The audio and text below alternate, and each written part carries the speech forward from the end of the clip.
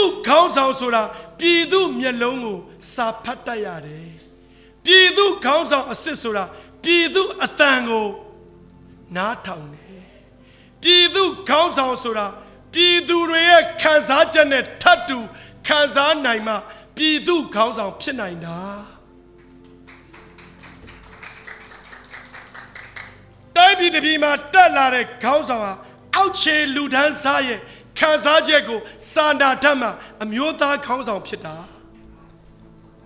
ခေါင်းဆောင်ရဲ့ဂုဏ်ကြီးပြောရင်အများကြီးပဲဗျခေါင်းဆောင်ဆိုတာကိုမိသားတစုအချစ်တဲ့ပြည်သူပြည်သားတရလုံးအချစ်ကိုရအောင်စူးစမ်းတာခေါင်းဆောင်